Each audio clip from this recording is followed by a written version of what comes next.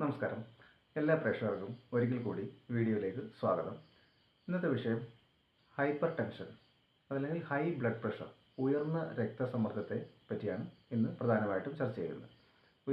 ഉയർന്ന രക്തസമ്മർദ്ദത്തിനുള്ള കാരണങ്ങളും ആയുർവേദത്തിനുള്ള പ്രതിവിധികളും ഒക്കെയാണ് ഇന്ന് പ്രധാനമായിട്ടും ചർച്ച ചെയ്യാൻ ഉദ്ദേശിക്കുന്നത്. അപ്പം എന്താണ് ഉയർന്ന രക്തസമ്മർദ്ദം എന്നുള്ള ആദ്യം നമുക്കൊന്ന് പരിശോധിക്കാം. ബ്ലഡ് പ്രഷർ എന്താണെന്ന് വെച്ച് കഴിഞ്ഞാൽ നമ്മുടെ ഹൃദയം പമ്പ് ചെയ്യുന്ന ശുദ്ധരക്തം ധമനികളിൽ എക്സെപ്റ്റ് ചെയ്യുന്ന ഒരു പ്രഷറുണ്ട്. ആ പ്രഷറിനാണ് രക്തസമ്മർദ്ദം എന്ന് പറയുന്നത്. അപ്പോൾ അത് നോർമൽ 120/80 കണക്കാക്കുക. 120 സിസ്റ്റോളിക് പ്രഷറും, അതായത് ഹൃദയം സങ്കോചിക്കുമ്പോൾ അല്ലെങ്കിൽ രക്തത്തെ പമ്പ് ചെയ്യുമ്പോഴുണ്ടാകുന്ന ബ്ലഡ് പ്രഷറും, അതേപോലെ ഹൃദയം റിലാക്സ് ചെയ്യുമ്പോൾ ആർട്ടറിയിൽ ഉണ്ടാകുന്ന ബ്ലഡ് പ്രഷർ 80 നോർമലായിട്ട് കണക്കാക്കുന്നത്.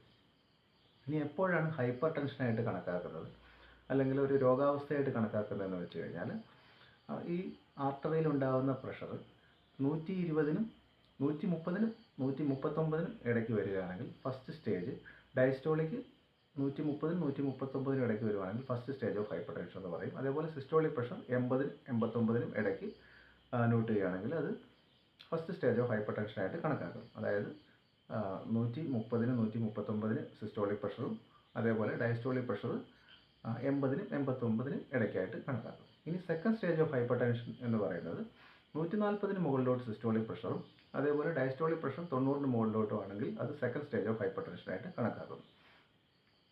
അപ്പം എപ്പോഴാണ് ഇതൊരു കോംപ്ലിക്കേഷനായിട്ട് പോകുന്നതെന്ന് വെച്ച് കഴിഞ്ഞാൽ, സിസ്റ്റോളിക് പ്രഷർ ഒരു 180-നൊക്കെ മുകളിലേക്ക് പോവുകയും ഡയസ്റ്റോളിക് പ്രഷർ 120-ന് മുകളിലോട്ടൊക്കെ പോവുകയും ചെയ്യുന്ന ഒരവസ്ഥയിൽ രോഗിക്ക് എപ്പോൾ വേണമെങ്കിലും കോംപ്ലിക്കേഷൻസ് ഉണ്ടാകും. അപ്പം അത്തരം കണ്ടീഷൻസ് കൂടുതൽ കെയർഫുൾ ആവേണ്ട ആവശ്യമുണ്ട്.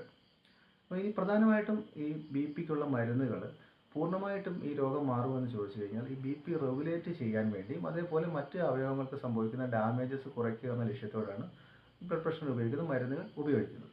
അപ്പോൾ സ്ഥിരമായി വളരെ കാലമായി മരുന്ന് കഴിക്കുന്ന ഒരുപാട് രോഗികൾ നമുക്ക് ചുറ്റുമുണ്ട്. അപ്പോൾ ഇതൊരു 120-നും 80-നും ഇടയ്ക്ക് നിലനിർത്താൻ വേണ്ടി, എന്നാൽ ഒരുപാട് ഉയർന്ന തോതിലേക്ക് ബ്ലഡ് പ്രഷർ കൂടി മറ്റ് അവയവങ്ങൾക്ക് ഡാമേജസ് സംഭവിക്കാതിരിക്കാൻ വേണ്ടി കൃത്യമായി മരുന്ന് കഴിക്കുക, കൃത്യസമയത്ത് മരുന്ന് കഴിക്കേണ്ട ആവശ്യകതയും ഈ BP-ക്ക് മരുന്ന് കഴിക്കുന്ന രോഗികൾ ശ്രദ്ധിക്കേണ്ടതാണ്.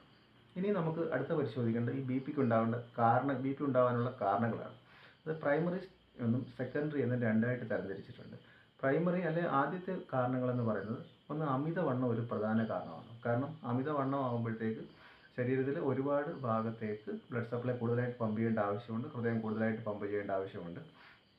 അപ്പോൾ അത് ബ്ലഡ് പ്രഷർ കൂടാനൊരു കാരണമായി കണക്കാക്കുന്നു. രണ്ടാമത് സോഡിയത്തിൻ്റെ അളവ്, നമ്മൾ കഴിക്കുന്ന സ്വാഭാവികമായിട്ട് വേണ്ട സോഡിയത്തിൻ്റെ അളവ് കൂടിപ്പോവുകയും ശരീരത്തിന് വേണ്ട പൊട്ടാസ്യത്തിൻ്റെ അളവ് കുറഞ്ഞു പോവുകയും ചെയ്യുമ്പോഴും ഈ ബ്ലഡ് പ്രഷർ കൂടാനൊരു കാരണമാകുമെന്ന് പഠനങ്ങൾ പറയുന്നുണ്ട്. അതേപോലെ തന്നെ മൂന്നാമത്തെ ഫാക്ടേഴ്സായിട്ട് ഈ പറഞ്ഞ ആർട്ടറിക്കകത്തുണ്ടാകുന്ന ഇൻഫ്ലമേഷൻ, വീക്കങ്ങളാണ്. അത് ഓട്ടോ ഇമ്മ്യൂൺ കാരണങ്ങളുണ്ടാകും, ഇമ്മ്യൂണിറ്റിയുമായിട്ട് ബന്ധപ്പെട്ടുള്ള പ്രശ്നങ്ങൾ കൊണ്ടൊക്കെ ആർട്ടറിക്കകത്ത് വീക്കങ്ങളുണ്ടാകും. അപ്പോൾ ഈ സ്വാഭാവികമായിട്ടും ഉള്ള ആർട്ടറിക്കകത്ത് വാൽവിൻ്റെ സ്വാഭാവിക ശേഷി നഷ്ടപ്പെടുകയും അത് കൂടുതൽ കട്ടി കൂടുകയൊക്കെ ചെയ്ത് കഴിയുമ്പോഴത്തേക്ക് കൂടുതൽ ബ്ലഡ് പ്രഷർ കൂടാനുള്ള സാധ്യതയായിട്ട് കണക്കാക്കുന്നുണ്ട്.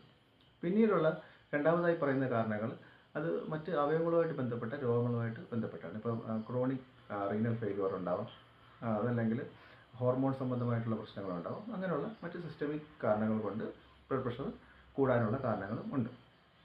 ഇത് നമുക്കറിയാം, നമ്മുടെ ഈ ബ്ലഡ് പ്രഷർ അല്ലെങ്കിൽ ഹൃദയത്തിൻ്റെ പ്രവർത്തനമൊക്കെ ഇൻവോളണ്ടറി ആയിട്ടുള്ള ഫങ്ഷൻസാണ്. അപ്പോൾ നമ്മൾ അറിയാതെ തന്നെ നമ്മുടെ ശരീരത്തിനകത്ത് നടക്കുന്ന ഫങ്ഷൻസാണ്. അപ്പോൾ ഇതിനെ നിയന്ത്രിക്കുന്ന ഓട്ടോണോമിക് നെർവസ് സിസ്റ്റമാണ്, especially sympathetic and parasympathetic nervous system. അപ്പോൾ ഇതിനൊരു ട്യൂണിംഗ് ഉണ്ട്. ഈ സിമ്പതറ്റിക് സിസ്റ്റത്തിനും പാരാസിമ്പതറ്റിക് നെർവസ് സിസ്റ്റത്തിനും അതിന് കൃത്യമായ സിഗ്നൽസ് അനുസരിച്ച് അത് കൃത്യമായി നമ്മൾ ഉറങ്ങുമ്പോഴും ഉണരുമ്പോഴും നമ്മുടെ ശരീരത്തിനകത്ത് പ്രവർത്തനം നടന്നുകൊണ്ടേ ഇരിക്കുന്നു. അപ്പോൾ ഈ BP റെഗുലേറ്റ് ചെയ്യാനുള്ള മരുന്നുകൾ പ്രധാനമായിട്ടും ഒന്നുകിൽ ഈ ഓട്ടോണോമിക് നെർവസ് സിസ്റ്റത്തെ റെഗുലേറ്റ് ചെയ്യുന്ന മരുന്നുകളായിരിക്കും, അതല്ലെങ്കിൽ സോഡിയത്തെ കറക്റ്റ് ചെയ്യുന്ന മരുന്നുകളായിരിക്കും, അതല്ലെങ്കിൽ നേരത്തെ പറഞ്ഞ പോലെ മറ്റ് ഇപ്പോൾ കിഡ്നി സംബന്ധ പ്രശ്നങ്ങളാണെങ്കിൽ അതനുസരിച്ചുള്ള മരുന്നുകളൊക്കെയാണ് BP സ്വാഭാവികമായിട്ടും റെഗുലേറ്റ് ചെയ്യാൻ വേണ്ടി ഉപയോഗിക്കുന്നത്. ഇനി ആയുർവേദത്തിലേക്ക് വരുവാണെങ്കിൽ, ആയുർവേദത്തിൽ പ്രധാനമായിട്ടും നമ്മൾ നേരത്തെ പറഞ്ഞ ഈ ഓട്ടോണോമിക് നെർവസ് സിസ്റ്റത്തെ റെഗുലേറ്റ് ചെയ്യുന്ന മരുന്നുകൾ, പ്രത്യേകിച്ച് സർപ്പഗന്ധം അടങ്ങിയ മരുന്നുകളൊക്കെയാണ് കൂടുതലായിട്ട് നമ്മൾ പ്രയോഗിക്കുന്നത്.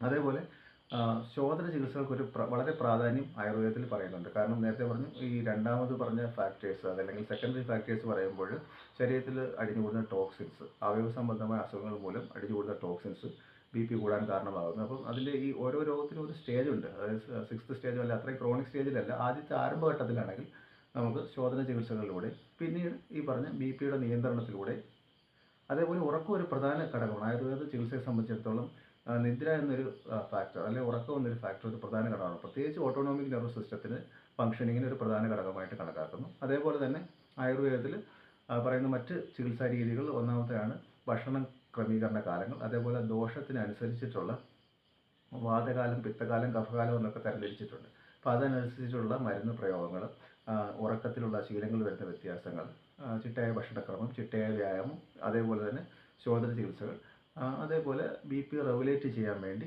അല്ലെങ്കിൽ ശരീരത്തെ ഓട്ടോണോമിക് നെർവസ് സിസ്റ്റത്തിനെ എഡ്യൂക്കേറ്റ് ചെയ്യാൻ വേണ്ടി കൃത്യമായിട്ട് ഒരു 2-3 മാസക്കാലം തുടർച്ചയായി BP-യുടെ മരുന്നുകൾ കഴിക്കേണ്ടി വരും.